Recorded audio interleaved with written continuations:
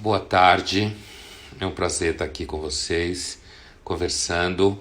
Eu agradeço ao Mink, ao Cidade Jardim, né, para o convite para ter essa conversa com vocês. Já tive a chance de dar 2 cursos no Cidade Jardim pelo Mink. É sempre um prazer colaborar. Hoje eu vou conversar com vocês um pouco sobre uma imagem, né, uma metáfora que eu já utilizei antes com relação à pandemia que a gente está vivendo, que é a imagem de que a quarentena é uma espécie de travessia do deserto. Eu vou explicar primeiro o que significa essa ideia de travessia do deserto, qual é a sua origem. Na verdade é um conceito. Eu estou usando como metáfora, mas ele é um conceito muito preciso na história da espiritualidade cristã e da filosofia da religião em geral, não só no cristianismo.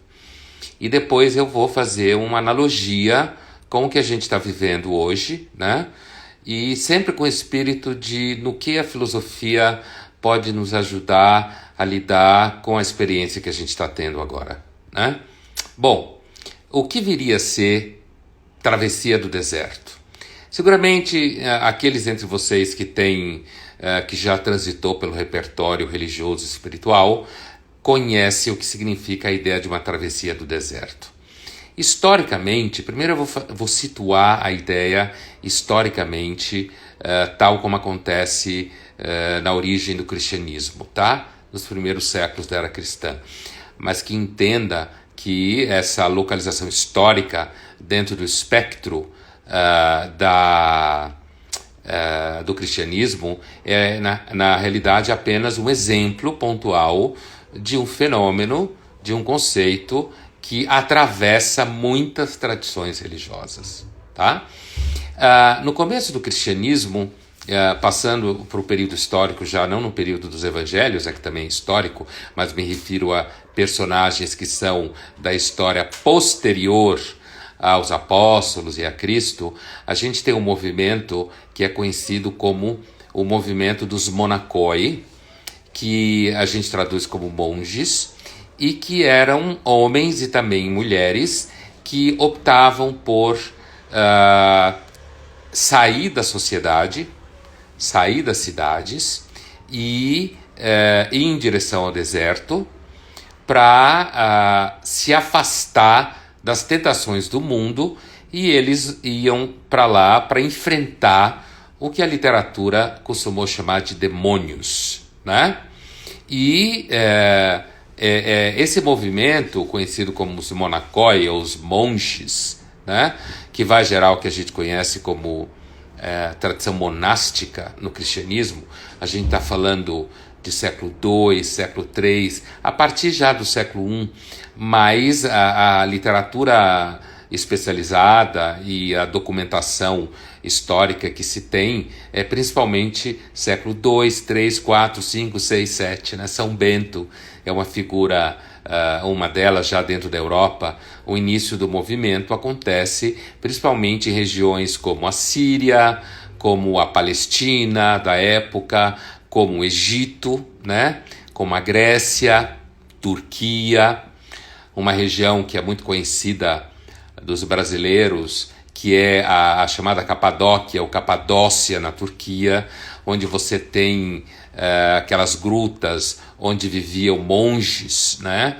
Quem já foi lá sabe do que eu estou dizendo, e pinturas no teto, figuras religiosas como a famosa Pantocrator, né? A figura de Cristo. Então você tem ali, digamos, na bacia mediterrânea, no Mediterrâneo Oriental, né? Como se costuma falar, você tem ali, então, a presença desses monges. Eles iam para o deserto ou iam viver sozinhos, né? Alguns em grupo, né? Nomes importantes dessa tradição conhecida, Santo Antão, como a gente fala no Brasil, né? Que é considerado o primeiro monge, e Pacômio, que é outro que teria fundado o que a gente conhece como vida monástica em grupo, para daí surgir os monastérios e os conventos e tal, né? Mas uma literatura também que falou bastante disso é a literatura russa, né? A literatura russa, teologia também russa, ortodoxa, fala bastante desses testemunhos, né? E muitos deles, inclusive, escritos em textos, desses homens e mulheres que iam morar no deserto, atravessar o deserto. Eu daria para vocês, tem uma dica bastante específica, mas bastante interessante, que é o escritor russo Dostoiévski, né? O escritor russo Dostoiévski, ele escreveu um livro chamado Memórias do Subsolo, muito famoso, traduzido em português. E esse livro, Memórias do Subsolo, tem uma primeira parte, que é uma parte em que a literatura especializada em Dostoiévski identificou que parece muito textos de monges falando dos seus próprios demônios, né? E é em direção a esses tais demônios que a gente vai seguir hoje, fazendo essa analogia entre quarentena e travessia do deserto. Uma outra coisa é, assim, nesse texto do Dostoiévski, para quem já leu talvez vá lembrar, mas para quem não leu fica aí a dica, né?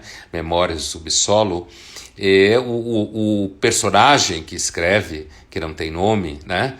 Ele que vive no subsolo, isso já deu várias interpretações, inclusive como se fosse um inconsciente ou alguma coisa assim, mas ele fala assim, eu sou um homem amargo, a medicina diz que eu sofro do fígado. Um pouco mais adiante ele diz, mas isso não é verdade, eu sou mesmo um homem mau. Esse texto irônico e um texto de certa forma autodesconstruidor, que faz um processo de autodesconstrução do que a gente poderia chamar de mecanismos defensivos, né?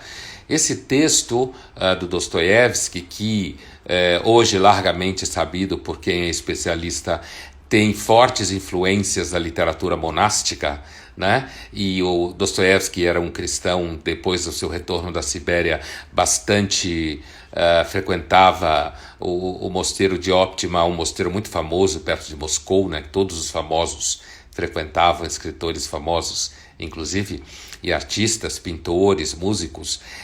Então, esse tipo de literatura, que é uma literatura, quando ele fala, eu sou um homem amargo, a medicina diz que eu sofro do fígado, mas isso não é verdade, eu sou um homem mau, né? Eu estou fazendo uma citação sintetizada do trecho. E ele está falando o quê? Ele está evitando uma desculpa para o seu comportamento, digamos, amargo, né? Ele é um personagem amargo mesmo, azedo, né? Quem lê o livro sabe, ressentido, né? Um personagem invejoso que ficava correndo atrás do que a gente chamaria hoje, numa linguagem de hoje, dos amigos populares da escola, sabe? Que ficava querendo ser aceito pela patota popular, né? Ele queria ser aceito pelos meninos e meninas da escola como um deles, e ele na verdade era sempre escorraçado porque ele não conseguia ter esses amigos chiques, digamos assim. Então ele é um ressentido. O livro, principalmente essa primeira parte, ele segue de perto a literatura dos monges do deserto, porque essa literatura é caracterizada pela busca de não mentir para si mesmo, tá? Essa é a ideia, de você parar de mentir para si mesmo. É justamente esse processo de parar de mentir para si mesmo que é visto por essa tradição, na sua origem, como um enfrentamento dos seus demônios. É claro que essa ideia de demônios é uma ideia que pode ser compreendida tanto no seu sentido literal, quando você está falando do século 2, 3 depois de Cristo, era muito comum as pessoas de fato acreditarem nesses demônios, né?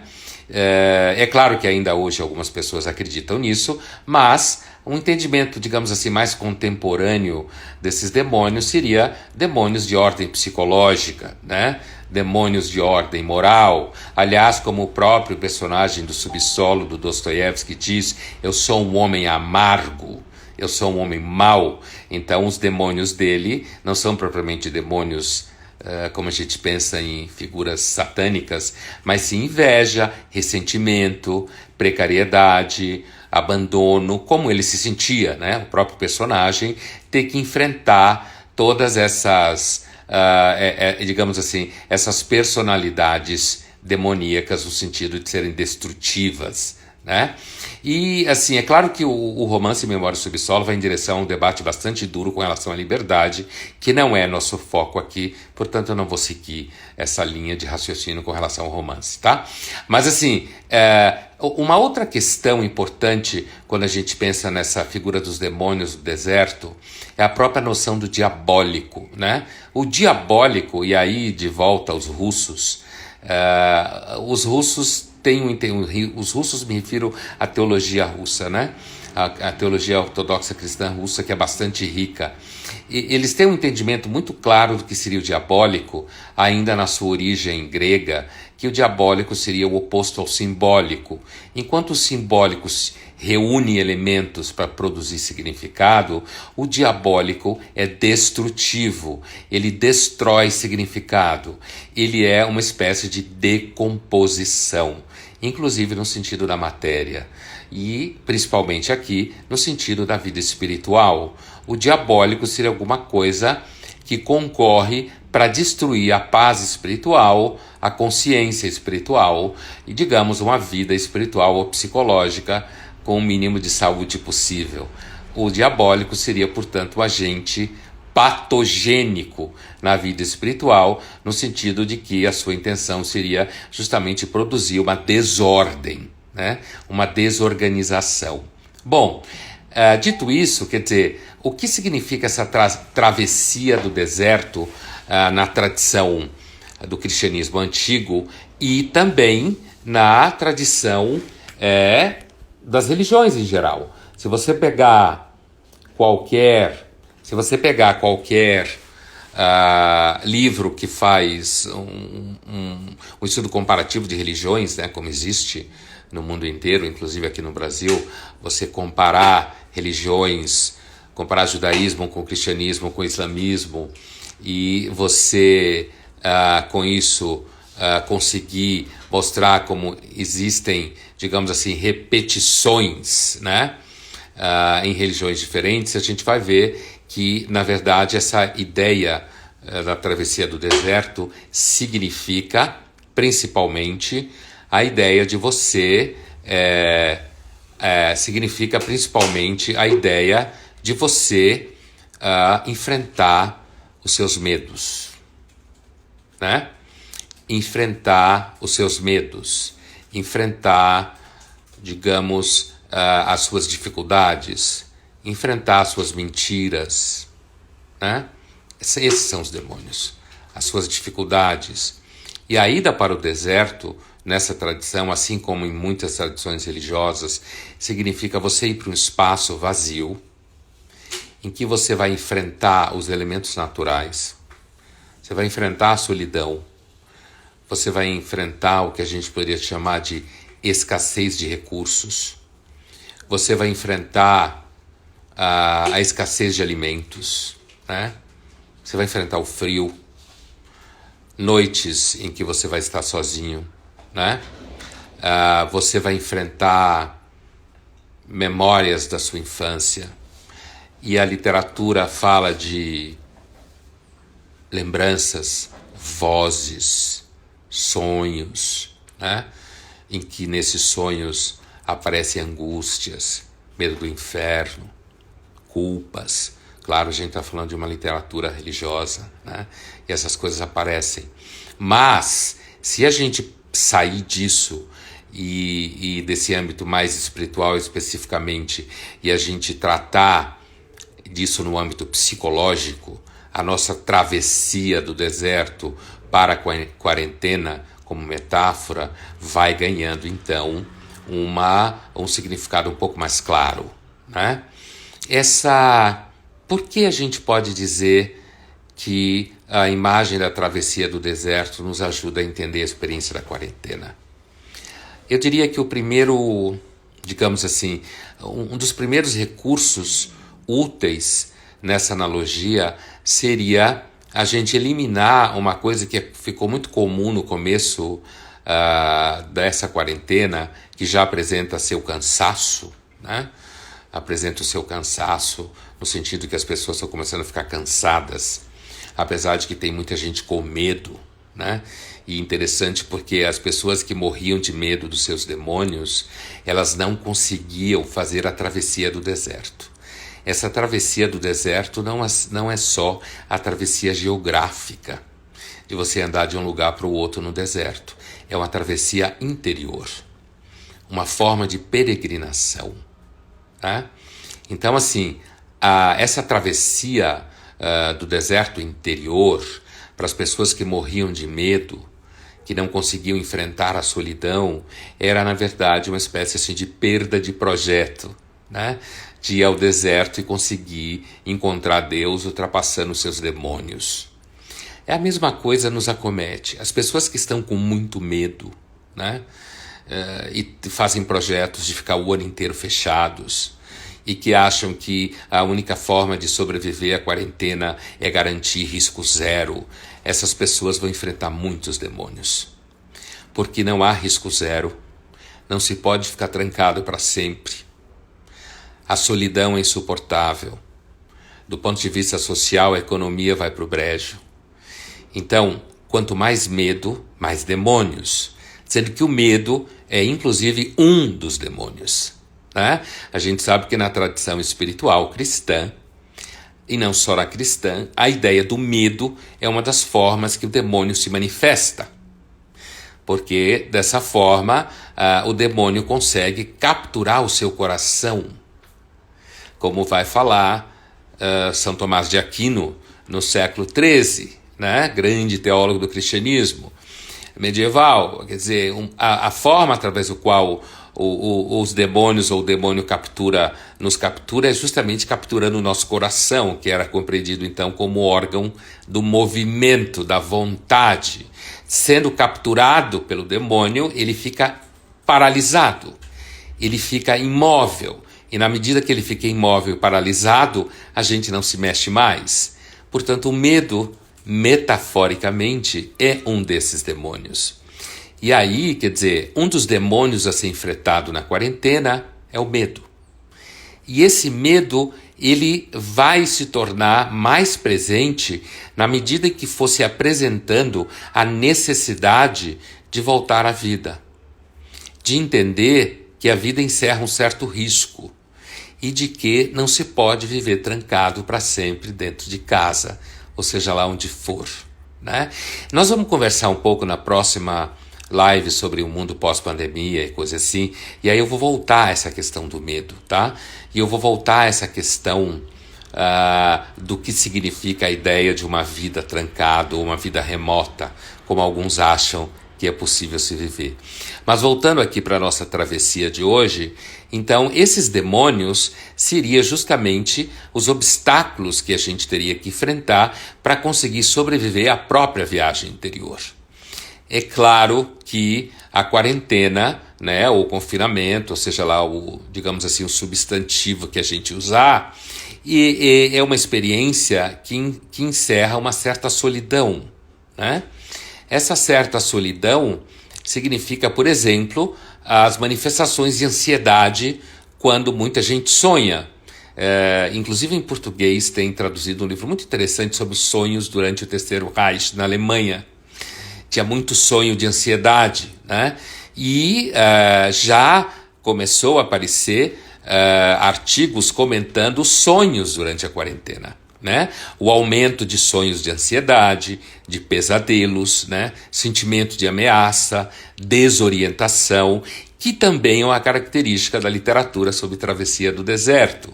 A solidão, o abandono, o silêncio, a falta de pessoas à sua volta, ou um número muito pequeno de pessoas à sua volta. A gente já vai falar disso quando falar das questões relacionadas ao convívio familiar, por exemplo, ou de casais. Quer dizer, essa condição em que você vive primeiro com um sentimento de medo constante, um sentimento de ameaça. Uma outra coisa que essa epidemia significa para todos nós, e aí no caso nós contemporâneos, é uma certa visita da contingência. Né? Uma visita contingência é o nome que a gente usa em filosofia para falar de sorte, azar, acaso. Ou como está na moda se falar, randomness, né? Aleatoriedade, né? Como se fala em ciência em inglês, né? Experimentos randomizados, que você faz experimentos com amostragens aleatórias para tentar garantir qualquer viés na escolha das amostras. Mas assim, essa característica da contingência que se apresenta para nós, uma característica invasiva, né? De que a nossa vida, então, deixou de ser uma vida passiva de um controle simples, como é muito comum na cultura contemporânea, tudo é controlado, né? Tem algumas pessoas que querem controlar exatamente até a grama precisa de cada nutriente numa comida, não é isso mesmo? Tem pessoas que querem controlar exatamente o tipo de ar que circula no ambiente que está inserido, os cheiros, né? Tem pessoas que querem controlar cada sentimento que seus filhos terão para garantir que eles só terão sentimentos bons. Né? Então, assim, a gente controla aviões, controla celulares, né? A gente controla a indústria de roupas, a gente controla vacinas, a gente controla uma série de coisas, né? Isso é bom, isso garantiu longevidade, maior qualidade de vida biológica e fisiológica. Porém, a visita da epidemia é uma visita que, de alguma forma, nos acua, porque a gente perde em muito a capacidade de controle. Nossa vida saiu um tanto de controle. E não estou me referindo só ao medo objetivo do vírus, estou me referindo à dificuldade de controle do futuro, projetos, planos, clareza. Né? Até a clareza de dizer se você vai estar na mesma situação ou não daqui 2 semanas. Isso passa por decisões que não é só você que toma, né? Decisões que têm a ver com gestão pública, punições, legalização de procedimentos de coação de comportamento e por aí vai. Né? Então, uma das formas dos demônios que atormentava, digamos, os nossos heróis e heroínas do deserto era justamente o sentimento de estar à mercê dos elementos naturais e de que a natureza poderia produzir uma série de formas de torturar a fome, a submissão à fome, a submissão à sede, a submissão ao medo, a submissão aos ruídos da noite. Né? Todo esse conjunto de elementos que produziam um imaginário demoníaco, né? Se a gente transferir para o imaginário não demoníaco, né? Transferir para o imaginário mais contemporâneo, quer dizer, a experiência interior de que a gente não controla a vida, e de que na quarentena a gente não consegue controlar nenhum tamanho da quarentena, ou digamos, a extensão dela, e que a gente não consegue evitar que, por exemplo, muitas das nossas atividades sejam completamente desorganizadas, que a nossa sobrevivência econômica fique sob ameaça. Né? E olha que eu não estou nem falando do medo objetivo do vírus, que também está no pacote, claro, né? Eu estou tomando ele como algo óbvio, que não precisa nem ser explicitado, né? Que é a raiz do medo principal. Então, a quarentena como travessia do deserto, se ela é o enfrentamento do medo contínuo, desde o medo da morte até o medo do abandono, o medo da solidão por parte de muitos dos idosos que estão super protegidos em casa, em alguns casos, mas que não conseguem falar com ninguém, né? A experiência de solidão entre os idosos aumentou muito, né? Em segundo lugar, o medo, a metáfora demoníaca como esse medo da contingência, do acaso, do descontrole, da nossa incapacidade de decidir as coisas de uma forma, digamos assim, autônoma. Né? Então, assim, toda essa história da travessia do deserto, a gente vai percebendo que ela, na verdade, descreve um processo que é a verdadeira travessia da quarentena e do confinamento. Por exemplo, o distanciamento das pessoas, né? O sentimento de desconforto com as pessoas, né? Uma das coisas que o confinamento produz é uma desconfiança profunda das pessoas. Muita gente não só consegue olhar para um outro ser humano agora, para um vizinho, para alguém que se aproxima, como uma ameaça, como alguém que traz para você o vírus. Aqui há desdobramentos políticos bastante importantes, mas que não é nosso objetivo aqui discuti-los. Talvez a gente vá discutir alguns deles quando a gente estiver conversando um pouco sobre o mundo pós-pandemia, né? Que virou por si só um objeto de marketing. Né? Essa ideia de que o mundo pós-pandemia vai ser lindo e as pessoas vão super se amar. Né? Mas a gente vai discutir isso depois. Voltando aqui, a disposição para suspeitar das pessoas, e essa suspeita pode acontecer até dentro de casa, né? Alguém de repente espirra, alguém tosse, né? O medo de encontrar parentes próximos. E se você tem um médico na família? É interessante porque tem todo o marketing, artista cantando, homenageando médicos, né? Séries de televisão homenageando médicos, e no entanto a gente sabe que tem muitos médicos que estão vivendo experiências de profunda solidão, porque as pessoas à sua volta têm medo de chegar perto deles, porque os vê como uma ameaça. Então onde está o demônio aí? O demônio aí, além do medo, é o demônio da hipocrisia, né? O demônio Vou beber uma água aqui. É o demônio da hipocrisia. Onde que está? Esse é um dos demônios mais antigos da literatura espiritual, né? Essa ideia de que há uma mentira, de que é difícil você confiar nas pessoas, né? E a própria possibilidade de confiar um no outro é uma das, digamos assim, um dos targets do demônio na literatura espiritual, que é destruir a capacidade de confiança, tornar o convívio entre as pessoas um convívio baseado em suspeitas, né? Que já está acontecendo, né? E a gente tem que tomar cuidado. No caso dos médicos e do corpo médico em geral, que aqui envolve todos os profissionais que trabalham diretamente no que tem se chamado de linha de frente na metáfora bélica, eles são muito decantados, mas no fundo muita gente tem medo deles. Alguns têm que morar sozinho, ficar longe da família, inclusive porque quer proteger as famílias, mas alguns têm medo de revelar no lugar onde mora que é médico, né? Ou andar na rua vestido de médico, porque tem pessoas que têm medo, né? Então um dos demônios que a gente tem que enfrentar, né, ou que se apresenta na literatura espiritual e na quarentena, talvez seja um dos piores de todos, é o desnudamento da nossa própria personalidade, né? Esse desnudamento. A gente sabe que muitas famílias e muitos casamentos são salvos pelas ausências, não é mesmo?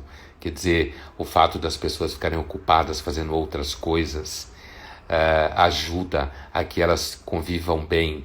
E aqui eu não estou usando ausências de forma irônica, no sentido de que fazendo uma crítica a essas ausências. Não, as ausências muitas vezes é que garantem uma vida afetiva razoavelmente saudável. Quando você tem que ficar com a pessoa o tempo inteiro perto de você, dentro de casa, quando as pessoas brincam dizendo, não é brincadeira, mas quando se brinca dizendo que após a quarentena, o lockdown radical que foi feito na China, houve muitos divórcios, né? Muita gente se separou.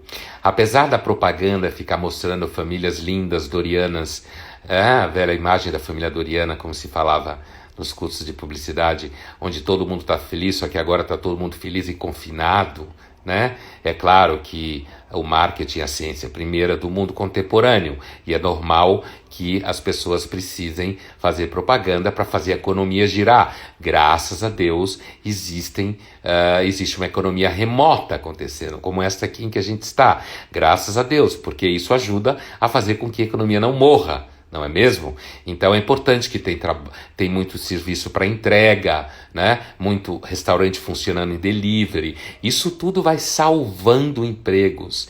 E quando você salva empregos, você salva vidas. Apesar que tem muita gente que não entende isso por aí, né? Não sabe do vínculo entre economia e vida real. Acha que a vida é um conceito abstrato, né?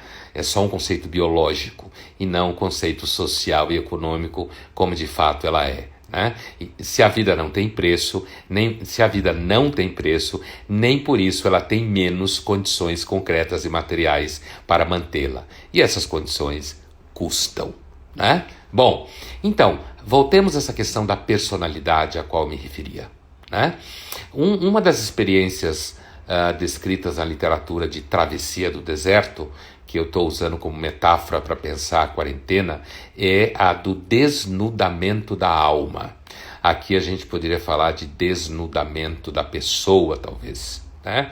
Ou desnudamento psicológico, que é o tipo de experiência através do qual você vai perdendo, como dizer, as personas, como alguns falam por aí psicologicamente, ou vai perdendo as máscaras, né? Esse desnudamento começa a acontecer já no plano físico, né? Muita gente que participa de atividades, inclusive aulas, né? Que tenham sido muitas aulas remotas nas universidades e nas escolas, mas não só nesse ambiente, participam sem a câmera, desliga-se, né? Desliga-se por quê? Porque as pessoas estão num ambiente dentro de casa. E como elas estão dentro de casa, às vezes elas são com o cabelo assim ou assado, elas são com a roupa assim ou assado, ou seja, elas são num ambiente privado, né? E o que acontece? A exposição excessiva à solidão, característico da experiência do confinamento, característico da experiência da travessia do deserto, é um dos testes de resistência espiritual ou mental, né? É por isso que se buscava o deserto, porque o monge queria justamente se testar a si mesmo de que ele sobreviveria a todos os medos dele, a todos os demônios, a todos os limites, a toda a solidão, a todo o abandono, e ainda assim não ficaria louco. Pelo contrário, ele ficaria mais puro para encontrar Deus e testemunhar posteriormente esse conhecimento de Deus, né? Mas assim, do ponto de vista da experiência do confinamento e da quarentena, digamos assim, essa saturação de solidão, que pode ser compreendida como a saturação da experiência privada, da vida privada, e a escassez da vida pública, porque mesmo numa ferramenta como essa que a gente está aqui, ela é pública só mais ou menos. Ela é pública no sentido, claro, de redes sociais, mas ela não é pública na sua integralidade. A começar pelo fato de que, por exemplo, eu só vejo o meu rosto, vocês só veem o meu rosto e eu não vejo vocês, certo? Então a ideia de que essa seja uma experiência pública, ela é uma experiência pública que é possível ter agora, é compreensível e necessário, mas ela é uma experiência pública, comparada com a experiência pública integral, é uma experiência pública manca, né? Insuficiente, limitada, portanto é limitada do próprio humano, do próprio convívio humano. Alguém que imagina que seria lindo o mundo remoto é seguramente alguém que tem problema psicológico e precisa procurar ajuda profissional, né?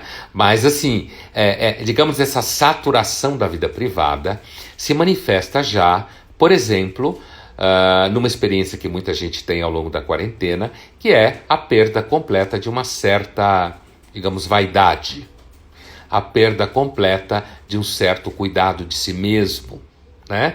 A perda completa de uma certa atenção à própria aparência, já que quase ninguém está me vendo, ou quem está me vendo é muito íntimo, e portanto eu não precisaria cuidar da aparência, então eu não cuido da aparência, né?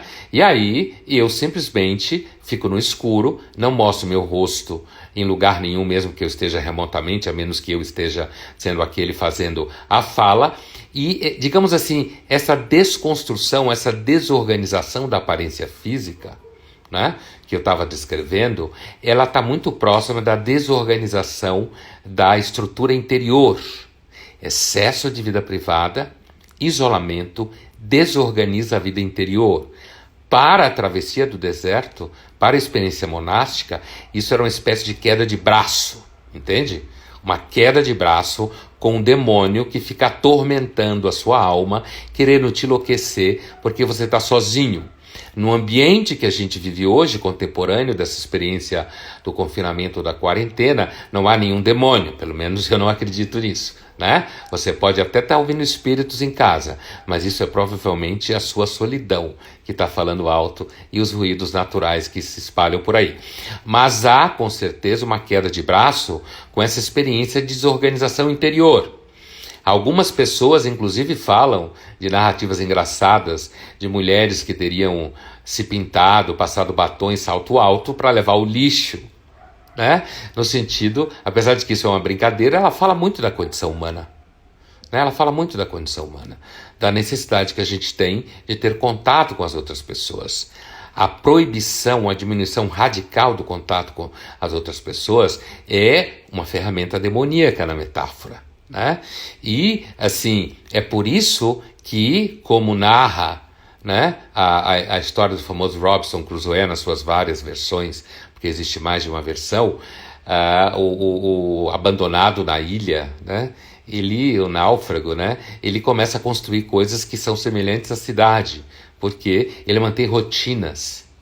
Então, manter rotina é acordar na mesma hora que você acordaria, fazer as atividades que você tem que fazer, inclusive físicas. Se você consegue fazer algum trabalho remoto, fazê-lo. Respeitar os horários. Respeitar os padrões no uso do tempo. Por que isso?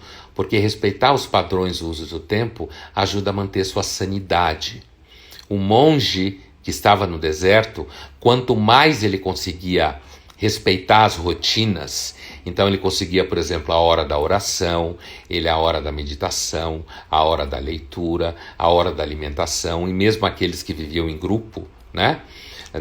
Naquilo que depois serão os monastérios e conventos, eles também tinham horários de trabalhar junto, de fazer a comida, de lavar a louça, como a gente diria hoje, de comer. Então essas rotinas todas, inclusive para o náufrago abandonado na ilha da história de Robinson Crusoe, essas rotinas todas ajudam a manter a sanidade mental. Né? E aí você percebe que às vezes a sanidade mental ela não está assentada exatamente numa decisão sua de ser são. Só os ingênuos acreditam nisso. Né? A sanidade mental está assentada em muitas coisas que não é, a gente não vai discuti-las aqui porque não é o assunto. Mas a única que eu quero apontar aqui é que a sanidade mental ela está sustentada numa certa rotina de afazeres. E que, se essas rotinas são todas destruídas, você tem a impressão que o seu mundo acabou. Né? O monge, na travessia do deserto, ele mantinha rotinas, porque essas rotinas ajudavam a mantê-lo lúcido. Né? A ideia justamente de certas obrigações, que podem ser, inclusive, obrigações físicas. Se você simplesmente abandonar todas as rotinas, ficar na cama o dia inteiro, ficar vendo televisão o dia inteiro, é evidente que em uma hora você vai acabar experimentando um certo cansaço dessa vida completamente entregue às séries e a tudo mais. Isso não significa que você não pode ver séries. É claro, aqui não se trata de prescrições morais. Eu estou fazendo só uma descrição de que a experiência da quarentena como uma espécie de travessia do deserto demanda uma certa rotina exterior para manter uma certa integridade interior. Porque a vida interior está intimamente associada aos recursos exteriores que você tem à mão para conseguir manter a sanidade mental, que é uma outra forma de falar da organização da vida interior. Então, assim, portanto, a quarentena ela é uma enorme experiência de travessia do deserto. Você tem menos recursos, você fica mais entregue a si mesmo. Se você é, por exemplo, uma pessoa que normalmente já tinha uma vida interior mais rica, provavelmente você sofre um pouco menos.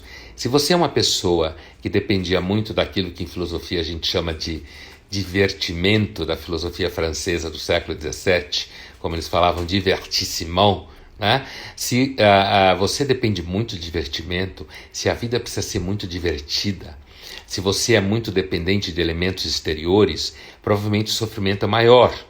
Imagine um monge que não gosta de forma nenhuma de silêncio, que não gosta de forma nenhuma de uma certa solidão, que não gosta de forma nenhuma de rotinas, que não tem nenhuma apetência à vida interior como pensamento, indagação, leitura. Imagine ele no deserto sozinho. Imagine alguém que sai de uma balada e resolve viver no deserto.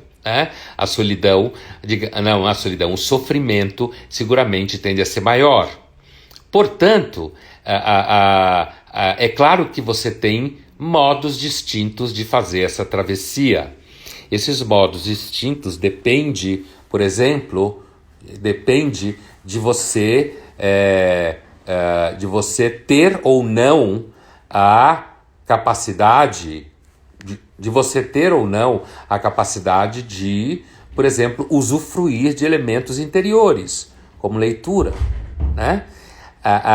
No deserto, assim como no confinamento, é como se você reduzisse o espaço físico e com isso você aumentasse muito a possibilidade do usufruto do espaço interior, né? Esse usufruto do espaço interior é o que às vezes aparece como pessoas falando que você deve aproveitar para ler livros, ver filmes, né? São elementos exteriores, mas que estão diretamente ligados à vida interior. E isso, no caso da travessia do deserto original, era o que representava justamente o diálogo interior com Deus, né? A ideia de que o monge ou a monja ia desenvolvendo uma capacidade de dialogar com Deus. E esse diálogo com Deus seria uma espécie assim de experiência que o ajudava, inclusive na própria travessia e no próprio atravessamento dos seus demônios.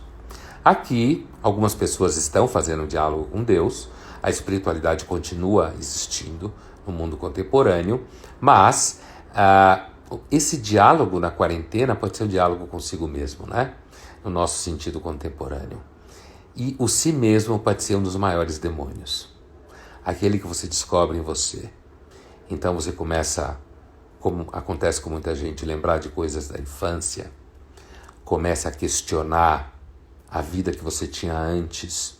E aqui eu não estou me referindo a coisas como você começar a questionar que você era muito consumista e a partir de agora você vai ser uma pessoa fofa, sem consumo. Não estou me referindo a isso. Estou me referindo a você se questionar de fato. Por que eu estou nesse casamento esse tempo todo? Ou porque eu seguramente, a vida que eu tinha antes em termos de trabalho, correr de um lado para o outro, será que eu preciso dela mesmo? Uma das características da travessia do deserto é a possibilidade de, em se afastar do mundo, você conseguir dar espaço para o seu mundo interior. Claro que ali era uma escolha, aqui não é uma escolha, né? De certa forma não é uma escolha. Ainda que seja em alguma medida escolha, mas não é totalmente uma escolha. E aí, nesse caso, quer dizer, o diálogo interior é um dos momentos em que a pessoa está mais, digamos assim, no risco. Na metáfora da travessia do deserto original, na origem do cristianismo e em outras religiões, o diálogo consigo mesmo, né, que não era igual ao diálogo com Deus, era um momento que talvez você não estivesse dialogando consigo mesmo, mas você estivesse dialogando com algum demônio em si mesmo. Aqui, no nosso uso metafórico, eu não estou assumindo ou suspeitando que pessoas ao longo da quarentena se descobrem possuídos, né? Não estou falando disso, estou usando como metáfora. Mas assim, é claro que pode ter algumas pessoas que achem isso, né? Mas assim, o que eu estou querendo dizer é que esse diálogo consigo mesmo pode ser um dos momentos mais difíceis. Insônia, muita gente sem conseguir dormir, né? Muita gente vagando pela casa, né? O próprio convívio contínuo com outras pessoas dentro da sua casa pode produzir também uma saturação do convívio. Então aquilo que antes era tomado como algo normal ou aquilo que é o cotidiano pode se transformar em alguma coisa que vai se tornando excessivo. E daí é que surgem justamente os conflitos, né? Aumento de violência doméstica, né? Como tem aumentado, né? E aumento de eventos hipocondríacos, né? O medo. Então você acorda de manhã e de repente você tem a impressão que sua garganta está ardendo. E aí você já entra na paranoia, você tem ou não tem Covid.